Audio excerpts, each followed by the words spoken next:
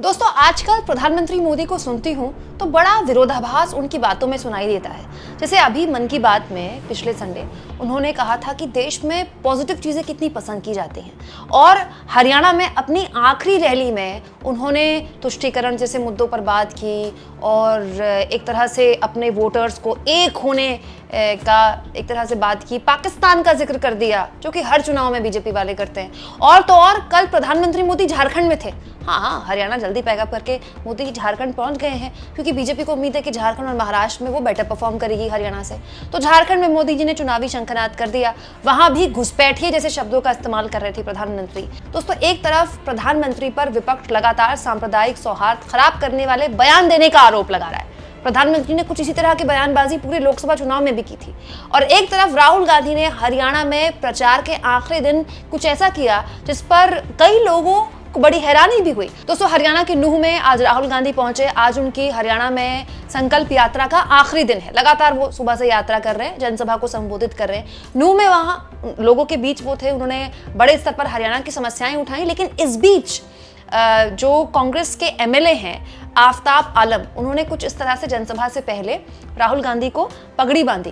दोस्तों, ये जो पगड़ी बांधी गई, ये पगड़ी हरियाणा में जो पगड़ी चलती है, जो हरियाणा के बुजुर्ग लोगों के आपने सर माथे पर देखी होगी, उससे थोड़ा अलग है। हरियाणा के नूह इलाके में ये जो पगड़ी है, ये आप कह सकते हैं बड़े स्तर पर मुस्लिम समुदाय के लोग पहनते हैं। वैसे तो वहाँ के तमाम लोग पहनते हैं, लेकिन मुस्लिम समुदाय के लोग इससे ज़्यादा अपने आप को कनेक्ट करते हैं। और एक मुस्लिम एमएलए ने राहुल गांधी को कुछ इस तरह से ये पगड़ी पहनाई, जो कि उस इलाके की पहचान मानी जाती है।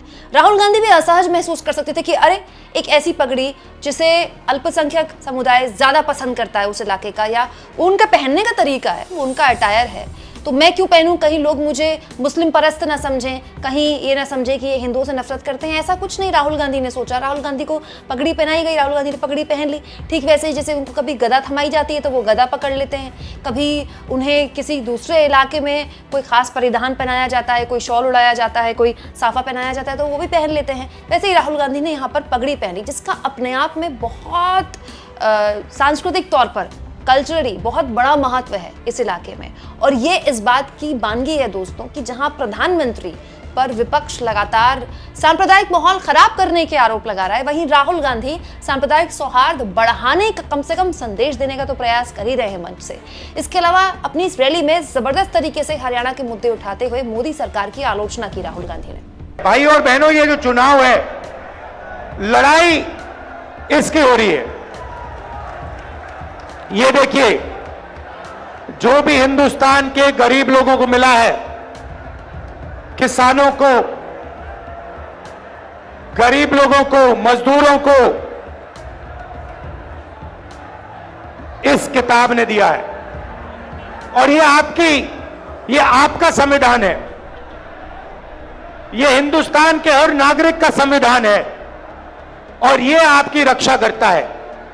इस संविधान को, अंबेडकर जी के संविधान को, गांधी जी के संविधान को, आपके संविधान को बीजेपी और आरएसएस के लोग खत्म करने में लगे हुए हैं। लड़ाई इस बात की है भाइयों और बहनों, अगर ये संविधान चला गया तो आपके पास, गरीबों के पास कुछ नहीं बचेगा। आपकी जमीन, आपका धन, आपका पानी, सारे के सारे गायब हो जाएंगे, चुने हुए 20-25 लोगों के हाथ में चले जाएंगे। तो कांग्रेस पार्टी हर चुनाव में, नेशनल लेवल के चुनाव में, हरियाणा के चुनाव में विचारधारा की लड़ाई लड़ती है। एक तरफ कॉन्स्टिट्यूशन को खत्म करने वाली विचारधारा, दूसरी तरफ कांग्रेस पार्टी की विचारधारा, संविधान की विचारधारा, यह लड़ाई है। अब हरियाणा के बारे में थोड़ा सा बोलना चाहता हूं। कुछ दिन पहले मैं अमेरिका गया। अमेरिका में हरियाणा के युवा मुझसे मिले। पहले उन्होंने मैसेज दिया, राहुल जी आप अमेरिका आए हो, हम आपसे मिलना चाहते हैं। मैंने कहा क्यों मिलना चाहते हो? कहते हैं राहुल जी हम आपको अपनी समस्या के बारे में बताना चाहते हैं। हरियाणा के लोग डैलस में मुझे अपनी समस्या के बारे में बताना चाहते हैं। तो मैंने कहा ठीक है, मिलते हैं। डैलस में मैं 20-25 हरियाणा के युवाओं से मिला और उन्होंने मुझे बताया, राहुल जी हम भागकर, हरियाणा से भागकर अमेरिका आए हैं। आप क्यों गए? क्योंकि हरियाणा में हमें रोजगार नहीं मिल सकता है। हरियाणा में महंगाई की इतनी चोट है, बेरोजगारी इतनी है कि हमारा भविष्य हरियाणा में नहीं बन सकता, इसलिए हम अमेरिका आए हैं। आप अमेरिका कैसे गए? 50 लाख रुपए कर्जा लेकर, खेत बेचकर हम अमेरिका आए हैं। कैसे आए? पूरी दुनिया घूम कर गए। पहले हम इस्तांबुल गए, फिर कजाकिस्तान गए, फिर साउथ अमेरिका गए, इक्वाडोर गए, अलग अलग देशों में गए और अंत में पनामा के जंगलों से निकलकर हम अमेरिका गए। रास्ते में हमने अपने मित्रों को मरते हुए, डूबते हुए देखा। माफियाओं ने हमें लूटा, हमारे मित्रों को गोली मारी। ये सब सहकर हम अमेरिका आए हैं, क्योंकि अमेरिका में ही हमें रोजगार मिल सकता है। हरियाणा की सरकार ने, बीजेपी इनकी सरकार ने हरियाणा को खत्म कर दिया है। राहुल जी, यह सच्चाई है। आपको अगर हरियाणा में रोजगार चाहिए तो नहीं मिल सकता है। हरियाणा के युवाओं को सिर्फ अमेरिका में आज रोजगार मिल सकता है, हरियाणा में नहीं मिल सकता। बड़ी बड़ी बातें होती हैं। नरेंद्र मोदी जी विकास की बात करेंगे, इधर उधर की बात करेंगे, मगर अपने भाषणों में नरेंद्र मोदी ये नहीं समझा सकते कि हरियाणा बेरोजगारी की लिस्ट में पहले नंबर पर उन्होंने कैसे पहुंचाया, क्यों पहुंचाया, ये आपको कभी नहीं बताएंगे। भाई और बहनों, ये नरेंद्र मोदी जी की देन है। नरेंद्र मोदी जी अरबपतियों की सरकार चलाते हैं। 20-25 लोगों का उन्होंने 16 लाख करोड़ रुपया कर्जा माफ किया है। मैं आपसे पूछना चाहता हूं, हरियाणा के किसानों का कितना कर्जा माफ किया नरेंद्र मोदी ने?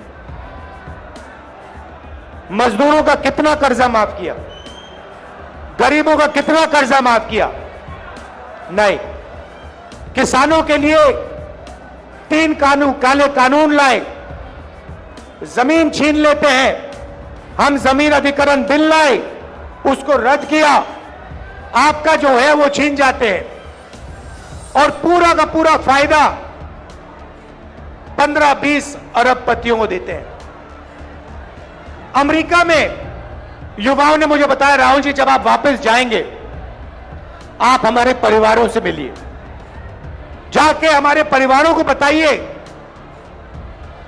कि हरियाणा में हमारा फ्यूचर नहीं है, मगर अमेरिका में हम सही हैं, हम सलामत हैं। आप जाके उनसे मिलिए, क्योंकि जब हम उनसे कहते हैं कि हम ठीक हैं तो हमारे परिवार के लोग मानते नहीं। सुबह सुबह मैं करनाल गया, उन्हीं युवाओं के परिवारों से मिला। उन्होंने मुझे कहा है कि मैं आपको मिलकर कहूं कि वो अमेरिका में ठीक है। परिवारों ने मुझे बताया, राहुल जी वो आपको बता रहे हैं कि वो ठीक है, मगर सच्चाई है कि वो हमसे 10 साल के लिए नहीं मिल पाएंगे, क्योंकि अगर वो अमेरिका से निकले तो अमेरिका वापस नहीं जा पाएंगे। राहुल जी, सच्चाई है कि जब यहां किसी की मृत्यु होती है तो वो युवा अंतिम संस्कार करने नहीं आ पाते हैं। और जब ये बात चल रही थी, एक बच्चा, देव नाम का बच्चा, चीखता हुआ कंप्यूटर के पास जाता है। वीडियो कॉल चल रही थी, एक तरफ उनके पिता, एक तरफ उनके परिवार, चीखता हुआ कहता है, पापा पापा पापा वापस आओ। पापा उसको देखता है, मुस्कुराता है, दिल में दुख, आंखों में आंसू छुपे हुए, और पिता अपने बेटे से झूठ बोलता है, बेटा आ जाऊंगा, जल्दी आ जाऊंगा। ऐसा हरियाणा हमें नहीं चाहिए। ये बेरोजगारी का, महंगाई का हरियाणा हमें नहीं चाहिए। हमें विकास का हरियाणा चाहिए, प्रगति का हरियाणा चाहिए। और देव जैसे जो हरियाणा में लाखों बच्चे हैं, उनकी आंखों में हमें आंसू नहीं चाहिए, उनके चेहरे पर हमें मुस्कान चाहिए। यह हरियाणा हम चाहते हैं।